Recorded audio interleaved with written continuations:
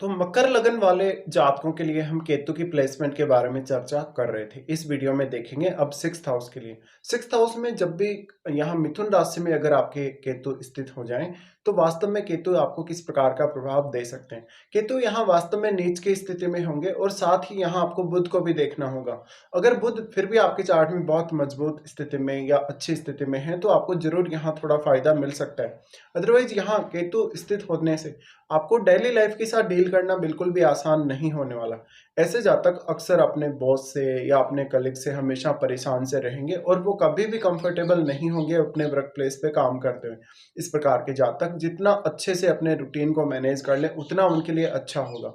यहाँ केतु आपके स्वास्थ्य के लिए भी उतनी बेहतरीन स्थिति को नहीं दर्शाता। जातक कहीं ना कहीं कुछ ब्लाइंड ऐसे फैसले ले सकता है सिक्स्थ हाउस से रिलेटेड मैटर्स में, जहां पर अगर उसका किसी के साथ कोई विवाद हुआ है, लड़ाई झगड़ा हुआ है, तो वो उन मैटर्स को हैंडल नहीं कर पाता। इसके साथ ही जातक का अगर किसी से शत्रुता है, तो वो शत्रु से कहीं न कहीं नहीं लड़ पाता। इस प्रकार का केतु है, तो जातक कोई ना कोई ऐसा ब्लाइंडली फैसला करेगा जिसमें वो या तो कोई लोन ले लेगा या कोई ना कोई फाइनेंशियली ऐसा रिस्की डिसीजन ले लेगा जिसकी वजह से जातक को नुकसान होगा। यहाँ पे अब केतु बैठे हैं तो मेनली आपका प्रोफेशन और आपकी प्रोफेशनल लाइफ पे ही आपको सबसे ज्यादा ध्यान देना जरूरी है। इसके साथ साथ आपको केतु के साथ बैठे हुए प्लेनेट पे भी विशेष रूप से ध्यान देना होगा। यहाँ केतु आपको बिल्कुल भी सपोर्ट नहीं कर रहे, इसलिए अब आपको इस हाउस से रिलेटेड मैटर्स में ज्यादा मेहनत करनी पड़ेगी या ज्यादा हार्डवर्क करना पड़ेगा। तो ऐसा हो सकता है कि आपको आपकी ऑफिस को ज्यादा समय देना पड़े, काम में आपके ऊपर बहुत ज्यादा जिम्मेदारियां हो, आपके बॉस या आपके कलीग के साथ भी आपको काफी सारे ऐसे मिसअंडरस्टैंडिंग के इश्यूज सामने आए। केतु के यहाँ स्थित होते हुए जातक कहीं ना कहीं अपने खर्चों को मैनेज करने में सक्षम नहीं रहेगा। वो अपने रूटीन वर्क में कुछ बहुत कंफर्टेबल स्थितियों को नहीं ऐड कर पाएगा। इसके साथ साथ वो स्वास्थ्य को लेकर अलर्ट नहीं रहेगा और जातक कोई हो सकता है कि ऐसा गलत ट्रीटमेंट ले ले किसी ना किसी स्वास्थ्य से संबंधित इश्यू के लिए, जिसकी वजह से आपको कहीं ना कहीं और कोई प्रॉब्लम भी हो जाए। केतु यहाँ बैठे हैं तो अब नॉर्मली आपको यही देखना होगा कि केतु के साथ कौन सा यहाँ पे आपके प्लेनेट बैठा है सिक्स्थ हाउस में। अगर कोई भी ग्रह केतु के साथ वक्री होके बैठेगा तो उस केस में उसका प्रभाव आपको अलग तरीके से जज करना होगा। अगर कोई भी ग्रह यहाँ नॉर्मल स्थिति में या सामान्य स्थिति में बैठा हुआ होगा, तो उसका प्रभाव आपको अलग तरीके से देखना होगा। केतु के साथ जब भी यहाँ कोई भी फायरी प्लेनेट होगा, तो यहाँ फायर पावर काफी ज्यादा आपको बढ़ते हुए दिखाई देगी। इसके साथ साथ क्योंकि केतु इस हाउस के एनर्जी को एब्जॉर्ब कर रहे हैं, तो अगर आपके चार्ट में बुध मजबूत स्थिति में नहीं है, तो अब आपको इनके लिए बहुत ज्यादा एफर्ट्स करने होंगे और इसके बावजूद भी आपके जो कहीं ना कहीं रिक्वायरमेंट्स है उसके हिसाब से रिजल्ट आए या ना आए, इसकी कोई गारंटी नहीं। यहाँ केतु बैठे हैं तो नॉर्मली जातक को अपने डेली लाइफ को हैंडल करने में बहुत सारी समस्याओं का सामना करना होगा।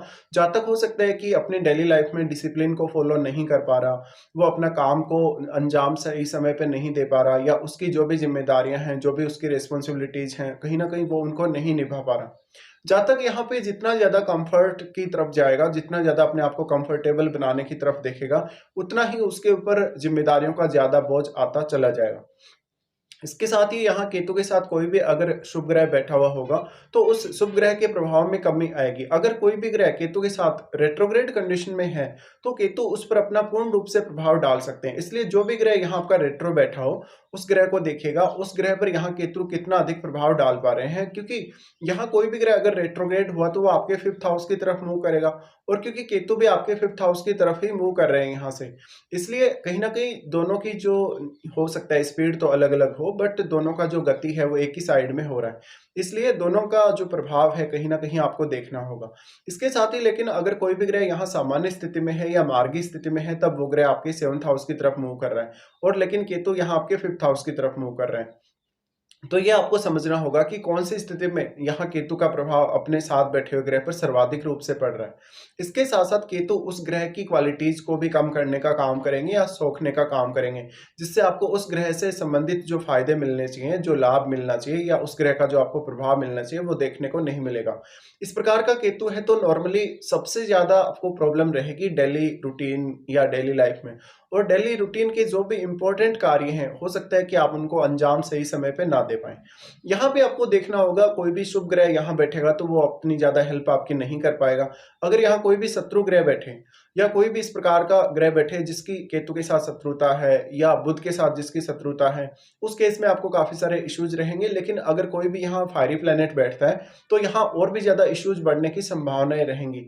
बट आपको खुद ही अपने आप को बहुत ज़्यादा स्ट्रॉन्ग बनाना होगा उसके लिए। अगर मान लीजिए किसी का यहाँ पे मंगल बैठा हो, मंगल बैठने के केस में अगर मंगल यहाँ रेट्रोग्रेड कंडीशन में आ जाए तो केतु और मंगल का यहाँ काफ़ी ज़्यादा विस्फोटक स्थिति बन जाएगा। लेकिन अगर यहाँ मंगल सामान्य स्थिति में है तो मंगल ज़रूर आपको हेल्प कर सकते हैं, और क्योंकि केतु भी मंगलवत ही चलते हैं, इसलिए आपको ये सब देखना होगा। साथ ही अगर किसी भी जातक का यहाँ चंद्रमा बैठा हो केतु के साथ, उस केस में आपकी पूर्ण जो लाइफ है, कहीं न कहीं जो पूरा जीवन है, उसके ऊपर बहुत गहरा इम्पैक्ट पड़ेगा। और क्योंकि चंद्रमा यहाँ आपके अब पार्टनर को भी दर्शा रहे हैं, क्योंकि वो आपके 7th लॉर्ड भी हैं, इसलिए उसका जो डायरेक्टली प्रभाव है वो आपको वैवाहिक जीवन पर भी देखने को मिल जाएगा। तो यहाँ पे आपको यही सब देखना होगा। साथ में यहाँ सिर्फ और सिर्फ आपको जुपिटर ही कुछ ऐसे हेल्प करने वाले मामलों में कहीं न कहीं आपको देखने को मिल सकते हैं, जहाँ पर अगर जुपिटर यहाँ बैठे हों केतु के साथ और अगर वो रेट्रोग्रेड कंडीशन में नहीं हो, तो आपको उनसे ज़रूर कुछ मदद की उम्मीद करनी चाहिए।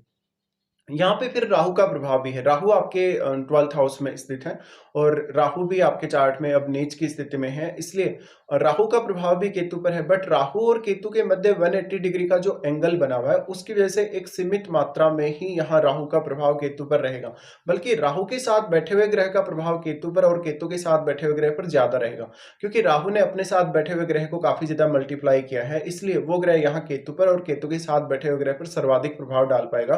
तो जो भी ग्रह आपके चार्ट में 12th हाउस में राहु के साथ बैठा है, उसका संबंध देखिएगा केतु के साथ और उसका संबंध बुध के साथ किस प्रकार का है।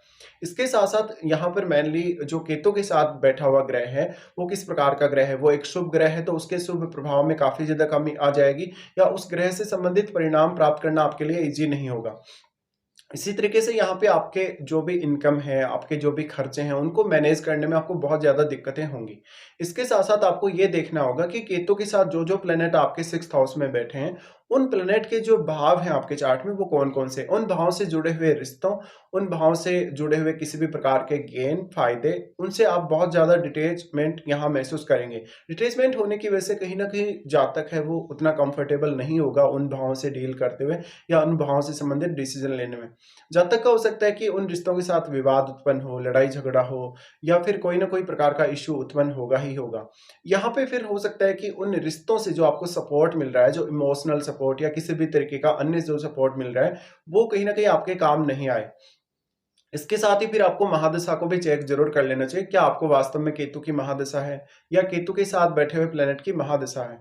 इसके साथ ही केतु के साथ जो भी आपका प्लैनेट बैठा हुआ होगा, उसके गुणों में काफ़ी ज़्यादा कमी आएगी, तो उस प्लैनेट विशेष के लिए अब आपको हार्ड वर्क करना पड़ेगा।